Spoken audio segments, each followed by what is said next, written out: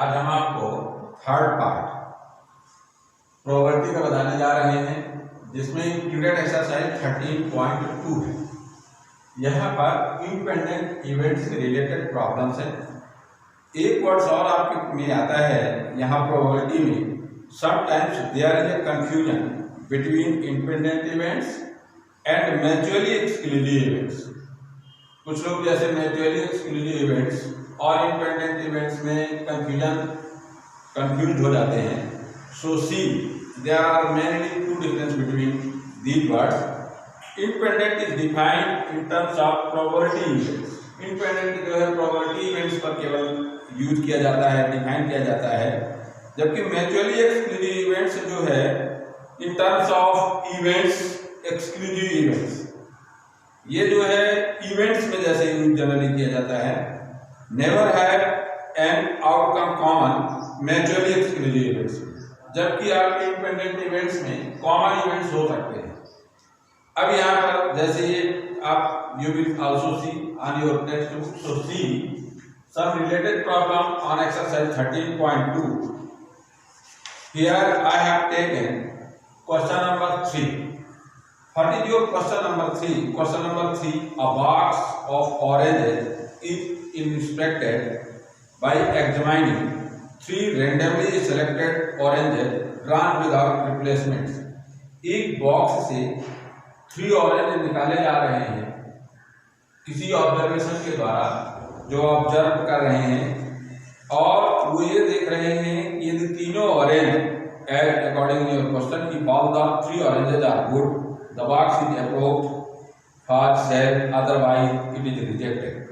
यदि तीनों orange without replacement निकालने जाने के बाद तीनों अच्छे निकलते हैं तो सेल के लिए अप्रूवल हो जाता है, और यदि ऐसा नहीं होता है तो उस बॉक्स को रिफ्यूज कर दिया जाता है। क्वेश्चन आपसे पूछ रहा है, find the probability that a box containing 15 oranges out of which 12 are goods. एक बॉक्स में 15 ऑरेंज हैं जिसमें 12 अच्छे हैं, तो उसकी क्या प्रोबेबिलिटी होगी that it will be approved for sale, कि वो सेल के लिए अप्रूव्ड हो जाता है। So according to question we suppose let E1, E2 and E3 be the respective events, the first, second and third drawn oranges are good।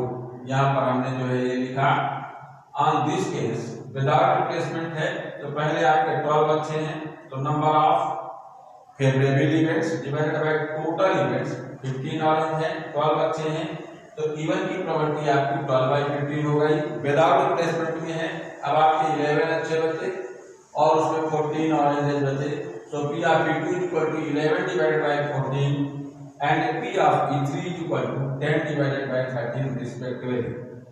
So these are actually independent events. On this case, required probability that a box is approved for sale is equal to P of E1 intersection E2 intersection E3 is equal to P of E1 into E2 into E3. So here required probability after putting the value and by calculate we have 44 divided by 91 is the answer of this question. Now see next question. Question number 14 I have taken here, a fair point and an unbased die or task. Here see question number 4. Next question, a fair point and an unbased die or task. Let A be the event, head appears on the coin, and B the events, C on the die. Check whether A and B are independent events or not. आपको ये बताना है कि यदि आप एक fair coin और एक अनबेस्ड डाई जो है टॉस कर रहे हैं, कैपिटल ए इसमें गिवन है कि हेड अपीयर्स का इवेंट है और कैपिटल बी आपके इवेंट से, जबकि डाई में आपका 3 आता है, तो आपको चेक करना है कि क्या ये दोनों इवेंट इंडिपेंडेंट हैं या नहीं। On this case according to question a fair coin and if and unbased die are tossed, then the sample space will be respectively, the sample space is equal to here, sample space is equal to here H1 H2 H3 up to H6. H4 H5, here also T1 T2 T3, जैसे head और head के साथ आपका 1 से 6 आ सकता है, tell के साथ 1 से 6 आ सकता है. So number of simple spaces equal to 12 here.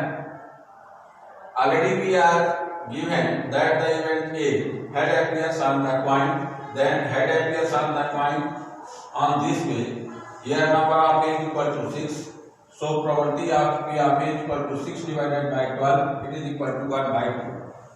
And capital B is already given. Event having 3 on the die. On this case 3 on the die H3 and T3. H3 and T3 are favorable events for B. So here P of B is equal to 2 divided by 12. It is equal to 1 by 6. And common in both only H3. H3 is common here. So P of A intersection B is equal to 1 divided by 12. And for independent, these will be if P of A into P of B is equal to P of B intersection B. So here the value of P of A already 1 by 2 and the value of P of B is equal to 1 by 6. Hence we have 1 by 12 and it is the property of P of A intersection B. So we can say that these are independent events. Hence your answer is S. Now see here your question number 12. What is question number 12? Question number 12, a die is tossed thrice. एक die को आप 3 times toss करते हैं.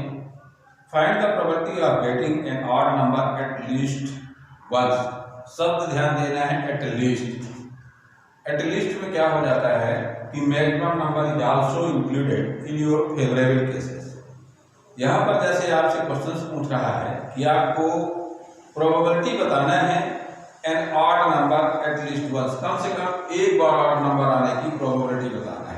ऐसे cases में आप क्या करते हैं 1 minus P of not. It means P of not का मीनिंग हो गया probability of getting an odd number in none of the throws. 3 बार आप थ्रोज करते हैं. यदि किसी बार भी आपको ऑड नंबर ऑब्टेन नहीं होता है तो क्वेश्चन आपका बोल रहा है कि ये आपको प्रोबेबिलिटी बताना है कि एन ऑड नंबर कम से कम एक बार ऑड नंबर आने का, यानी एक बार ऑड आए, 2 बार ऑड आए, 3 बार ऑड आए और कम से कम एक नंबर यानी अभी सभी नंबर ऑड आ जाए. Is also in your favourable cases. So see according to question, one die throw in first time, then we know that getting an odd number P of A is equal to number of favorable case divided by total sample space. It is equal to 1 by 2. odd number जैसे आपका 1, 3 और 5 हो गया. Similarly for even number probability, if you suppose B, then it is equal to 3 by 6. It is equal to 1 by 2. अब आपसे required probability जैसा पूछा गया है. required probability it means getting an odd number at least 1. getting an odd number at least 1. एक बार odd number आए 1, 2, 3 तीनों throw में जैसे आ जाएगा हमें 1 minus probability of getting an odd number in none of the throws. किसी भी throw में यदि ऑड नंबर नहीं आए 1 माइनस तो एटलीस्ट 1 की प्रोबेबिलिटी आपको मिलेगी. ऐसे केसेस में 1 minus P of B to P of B to P of B. So 1 minus 1 by 2 का whole cube and it is equal to 7 by 8 required probability for answer of this question. Now see your next question. I have taken here question number 16. Question number 16 is saying here that in a hostel 60% of the students read Hindi newspaper, 40% read English newspaper and 20% read both Hindi and English newspaper. Question आपसे बोल रहा है कि एक hostel में 60% students जिसको हमने ऐसे नोट किया हिंदी न्यूज़पेपर रीड करते हैं, 40% स्टूडेंट्स आपके जो है इंग्लिश न्यूज़पेपर रीड करते हैं और कॉमन स्टूडेंट्स हैं जो हिंदी और इंग्लिश दोनों रीड करते हैं. ऐसे स्टूडेंट्स 20% हैं. So in next year a student is selected at random. एक स्टूडेंट सेलेक्ट किया जाता है. Question is asking in first case find the probability that she reads neither Hindi nor English newspaper. यहाँ पर सी लिख दिया गया है. ये और सी दोनों हो सकता है क्योंकि यहाँ पर स्टूडेंट जैसे पूछा गया क्वेश्चन में लेकिन आपसे ठीक है, इसमें प्रॉपर्टी में पूछा गया है find the property that she reads neither Hindi nor English newspaper. The property that she reads neither Hindi, हमने शी ही यूज कर दिया है, क्वेश्चन में स्टूडेंट्स है तो यहाँ आप स्टूडेंट भी लिख सकते हैं। स्टूडेंट रीड्स, या आप जैसे she reads neither Hindi nor English newspaper. So in this case neither हमने complement of H, complementary of H intersection complementary of E, मतलब नॉट एच और नॉट ई का इंटरसेक्शन जैसे हमने लिया। Then by multiplication theorem we have P of H, ये आपका लगेगा रूल्स आप जो 11th में पढ़े हैं De Morgan's law according H union E complement it is equal to 1 minus P of H union E. So after putting the sum of property, it means formula for H union E is equal to P of H plus P of E minus P of H intersection E. Here 1 minus 60 divided by 100, the value after putting this here we have 1 minus 80 divided by 100, it means 1 by 5 is the answer of this question. For second case, if she reads Hindi newspaper, find the property that she reads English newspaper.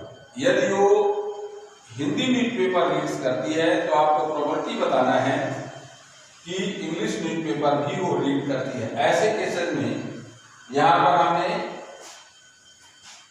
Previous theorems जैसे already it is invented and English newspaper की आपको property बताना है। Already वो हिंदी पढ़ रही है, then we know that by the multiplication theorem here formula है दिया P of E intersection H divided by P of H and putting the value of this here we have now so see after putting the value 20 divided by 100 divided by 60 by 100 and we have 20 by 60 it is equal to 1 by 3 is the answer of this question. Now see last case, if she reads English newspaper, find the property that she reads Hindi newspaper. She reads English newspaper, find the property that she reads Hindi newspaper, just opposite of first. It means already वो English newspaper पढ़ती है, आपको property बताना है कि वो Hindi newspaper भी पढ़ती है। On this case P of H divided by P of E यानी H of E equal to P of H intersection E divided by P of E and is equal to 20 divided by 100 whole divided by 40 by 100, it means 20 by 40 equal to 1 by 2 is answer of this question.